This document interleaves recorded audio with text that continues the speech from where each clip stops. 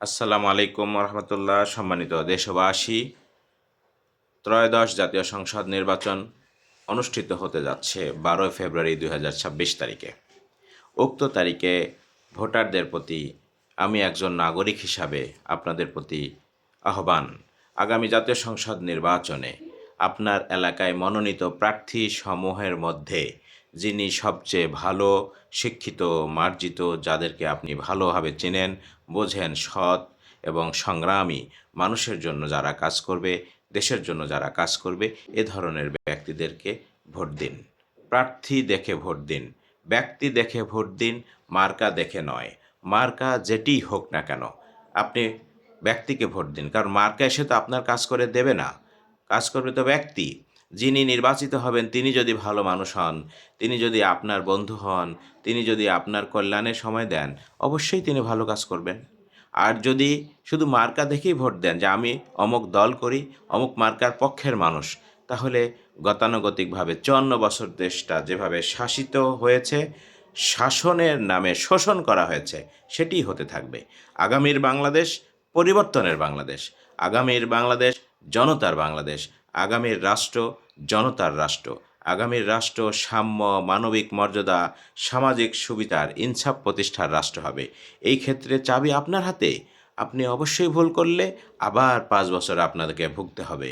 আগামী দিনগুলোতে আবারও আপনার হক আদায় করে নেবার ক্ষেত্রে নেতাদের পেছনে যারা ঘোরে তাদের কাছে যেতে হবে। আপনার অধিকার বুঝে পাবার ক্ষেত্রে আপনাকে ঘুষ দিতে হবে। আপনি সরকারি একটি সেবা নেবার ক্ষেত্রে আপনাকে 2, 4, 5 হাজার, 10 হাজার টাকা উৎকোচ দিতে হবে। আপনার পরিবারের কাউকে চাকরি দেবার ক্ষেত্রে 10 লাখ, 20 লাখ, 1 কোটি টাকা ঘুষ দিতে হবে। ব্যবসা করার জন্য লাইসেন্স নিতে গেলে ঘুষ দিতে হবে। এগুলি কি অসত্য কথা? বিগত দিনে আমরা তো তাই তো দেখে আসছি। আগামী দিন যদি এই ধরনের অন্যায় মুক্ত একটি পরিবেশে দেশ চালনার জন্য কাউকে আমরা পেতে চাই, তাহলে এখন নির্বাচিত করার সময়, নির্বাচিত হয়ে যাবার পর আফসোস করে লাভ হবে না। সুতরাং আগামী জাতীয় সংসদ নির্বাচনে আমি, আপনি, আমার পরিবার, আপনার পরিবার, দেশবাসী সবাই মিলে সিদ্ধান্ত নেব, যিনি ভালো যোগ্য ব্যক্তি তার পক্ষ নেব, তাকে ভোট দেব। মার্কা দেখে ভোট দেব না।